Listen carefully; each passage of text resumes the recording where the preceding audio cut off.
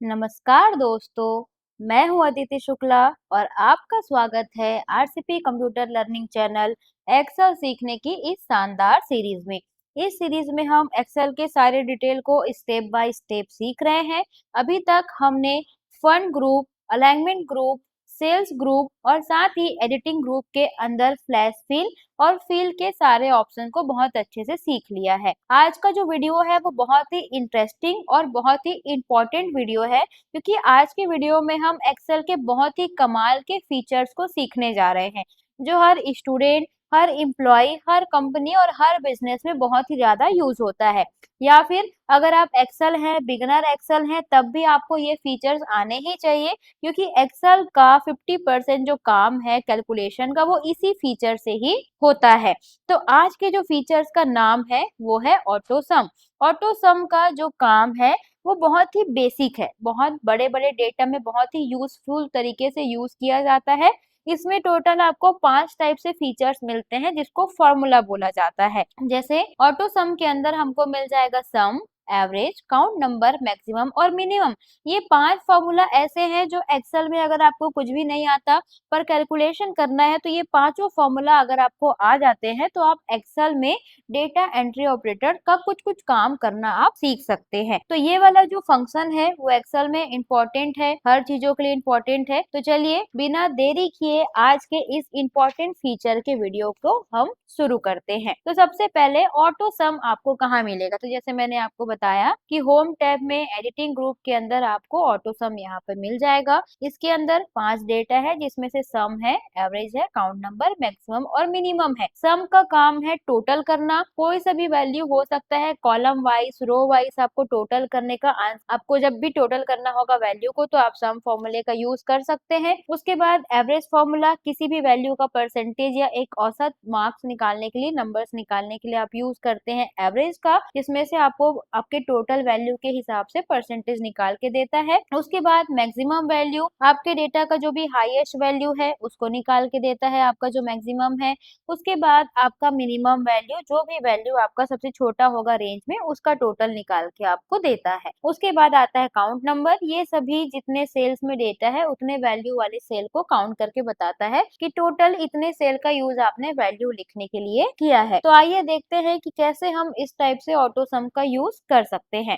तो सबसे पहले हमारे पास एक बेसिक सा डेटा होना चाहिए। हम एक रिजल्ट बना रहे हैं, बेसिक सा रिजल्ट का डेटा है। तो यहाँ पे सीरियल नंबर है, स्टूडेंट नेम है, क्लास, रोल नंबर है और कुछ सब्जेक्ट के नाम दिए हुए हैं, जैसे इंग्लिश हो गया, maths, Hindi, social science, Sanskrit और साइंस। अब इसमें हम लोग को सबसे पहले नंबर देना पड़ेगा, तो हम यहाँ पे नंबर डालते जाएंगे, सभी का जो भी नंबर आपको देना है। अब अगर आप कुछ इस टाइप से नंबर देते हैं, अगर आपको एक्सेल में नंबर टाइप करने के लिए आप ये तरीका यूज करते हैं तो ये बहुत ही पुराना तरीका हो चुका है, क्योंकि अगर हम काम कर रहे हैं या एज अ प्रैक्टिस भी यूज कर रहे हैं तो नंबर देने के लिए, नंबर फिल करने के लिए सबसे इजी तरीका होता है हम पूरा डेटा को सेलेक्ट कर लेंगे, जहां तक नंबर देना है हमको फिल आउट करना है। अगर आप नहीं भी करते हैं तब भी चलेगा। उसके बाद इक्वल करेंगे और यहाँ पे हम लोग रैंक बिटवीन का एक फॉर्मूला दे देंगे। जब हमने एक्सेल की पहली क्लास पढ़ी थी तो मैंने आपको बताया था कि जब भी एक्सेल में कोई फॉर्मूला देना होता है तो हमेशा पहले इक्वल लगाया जाता है। इक्वल लगाने के बाद यहाँ पे हमको मिल जाएगा रैंक बिटवीन का फॉर्मूला।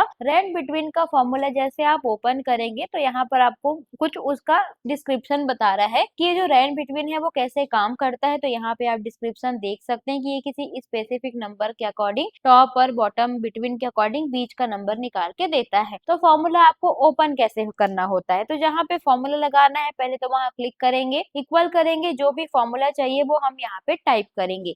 जैसे हम यहाँ पर आर अगर लिखेंगे तो आर से रिलेटेड जितने फॉर्मूला है सभी आ जाएंगे। रैंड लिखेंगे तो रैंड से रिलेटेड दो फॉर्मूला है, एक तो रैंड का फॉर्मूला है, दूसरा रैंड बिटवीन का है। तो हमको चाहिए यहाँ पर रैंड बिटवीन।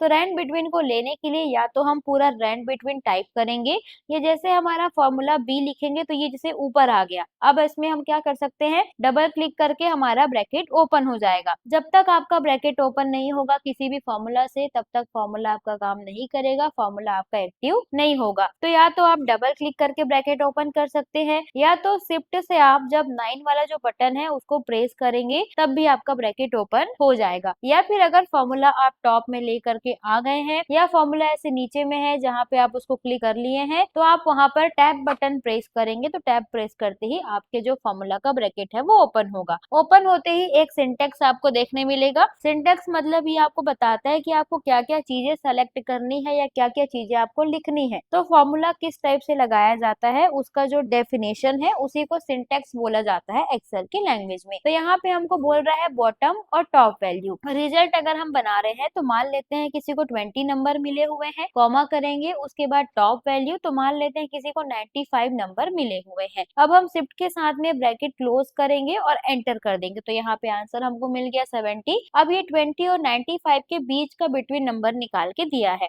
इस वैल्यू को हम राइट में ड्रैग करेंगे, इस वैल्यू को हम डाउन में ड्रैग करेंगे तो सभी का आंसर हम लोग को मिल जाएगा।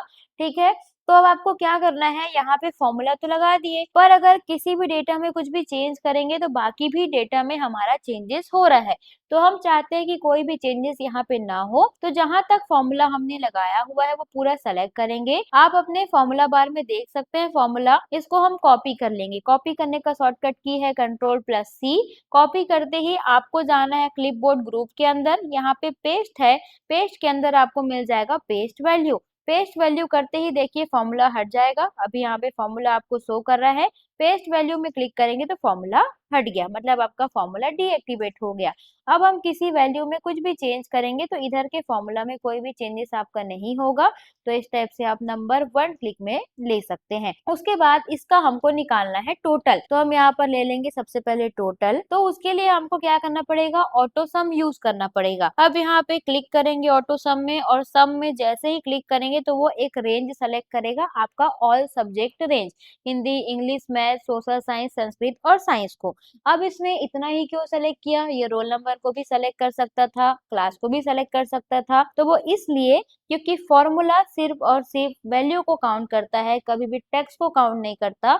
अगर कहीं पर टेक्स्ट है तो आंसर आपको उसका नहीं मिलेगा, ओनली जहां जहां पे वैल्यू है बस उसका ही आंसर वहां पे आपको मिलेगा। तो यहाँ पे फॉर्मूला वो लिया है इक्वल सम E3 से J3 ब्रैकेट क्लोज। इसका मतलब ये है कि equal some select all subject range and value range, उसके बाद ब्रैकेट क्लोज। अब जैसे ही हम एंटर करेंगे तो यहाँ पे फॉर्मूला कुछ इस टाइप से आएगा।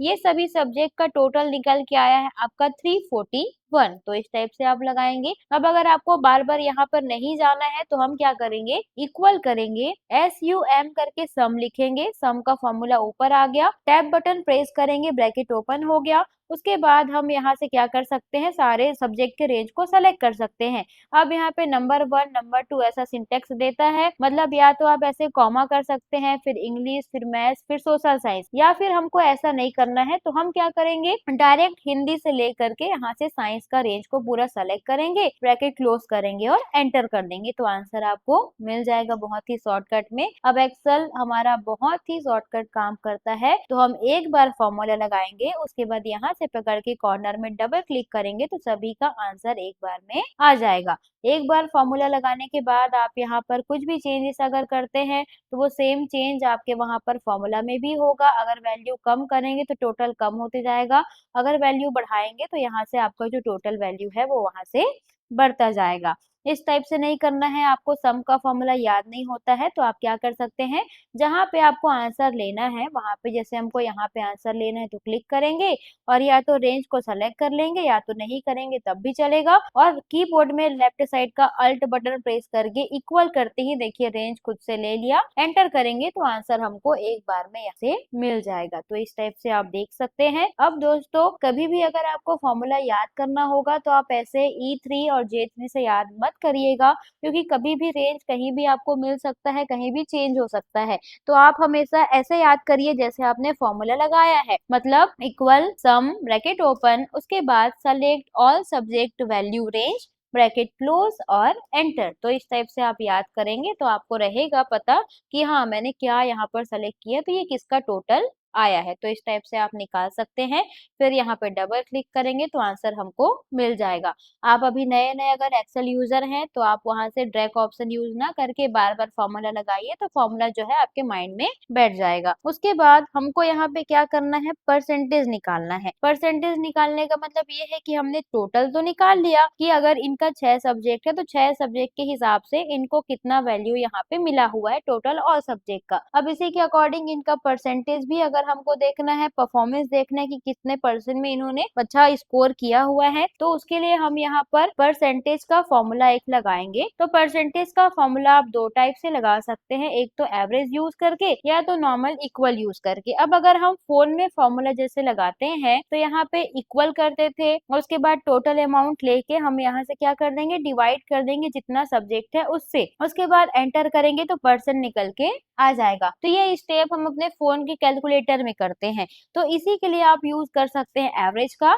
इक्वल करेंगे, एवरेज का फॉर्मूला दे देंगे यहाँ से। उसके बाद ब्रैकेट ओपन करके हम यहाँ पर पूरा सब्जेक्ट का ऑल सेलेक्टेड रेंज दे देंगे, ब्रैकेट क्लोज करके एंटर करेंगे तो एज इट इज हमारा जो परसेंटेज है वो निकल के आ जाएगा। तो इस टाइप से आप यूज कर सकते हैं परसेंटेज के लिए। इसमें भी आपको सेम यूज करना है, डिवाइड 6 करना है, बार बार रेंज को नहीं लेना है। तो इक्वल करेंगे, उसके बाद इक्वल करने के बाद हम यहाँ पे क्या करेंगे, टोटल वैल्यू से डिवाइड कर देंगे 6 को, तब भी आपको सेम परसेंटेज का आंसर मिलेगा। या तो आप सेलेक्ट कर सकते हैं और सब्जेक्ट रेंज को, या फिर आप एक ही टोटल को लेके वहां पर डिवाइड 6 करेंगे। अगर सब्जेक्ट 6 है तो 6 करेंगे, अगर 5 है तो 5 करेंगे।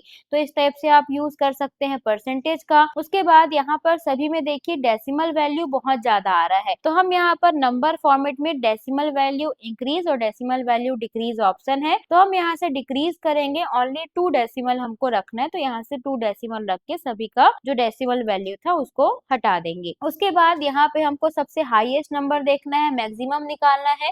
तो यहाँ पे मैक्सिमम का मतलब होता है कि जो भी सब्जेक्ट का रेंज है उसमें सबसे हाईएस्ट जिस भी सब्जेक्ट में गया होगा उसका वैल्यू निकाल के आपको दे देगा।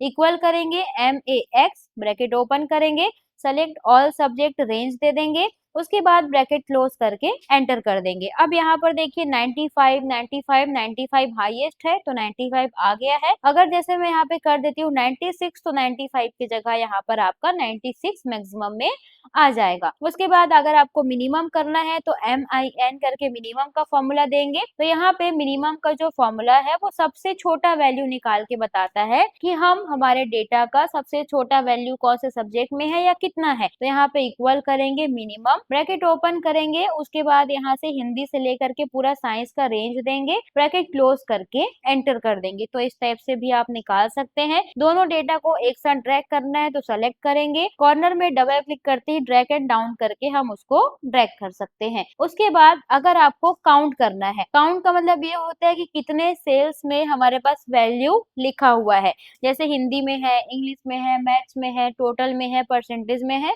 तो सभी वैल्यू वाले सेल को काउंट करने के लिए हम यूज करते हैं काउंट के फॉर्मूले का। इक्वल करेंगे, काउंट ब्रैकेट ओपन, उसके बाद यहाँ से दे देंगे हिंदी से लेकर के मिनिमम का पूरा रेंज, ब्रैकेट क्लोज करेंगे और इसको कर देंगे एंटर। तो यहाँ से काउंट हमारे पास टोटल 11 सेल का डेटा हमारे पास है। अगर देखिए हम किसी सेल में डेटा में टेक्स्ट लिख देंगे तो वो जस्ट माइनस हो जाएगा, 10 हो जाएगा। तो वैल्यू वाले सेल को काउंट करने के लिए हम यूज करते हैं काउंट का जो फॉर्मूला है उसको। ठीक है, तो एक्सेल का ये कुछ टिप्स एंड ट्रिक्स है या फिर आप बोल सकते हैं। ठीक है, तो आज के वीडियो में हमने एक्सेल के बहुत ही इंटरेस्टिंग फीचर को सीखा जो था ऑटो सम, जिसमें हमने वैल्यूज का टोटल करना सीखा, परसेंटेज निकालना सीखा, रेंज में सबसे हाईएस्ट वैल्यू, रेंज में सबसे मिनिमम वैल्यू निकालना सीखा, और कितने सेल्स में हमारा वैल्यू है उसको कैसे काउंट करते हैं उसको हमने बहुत अच्छे तरीके से सीखा।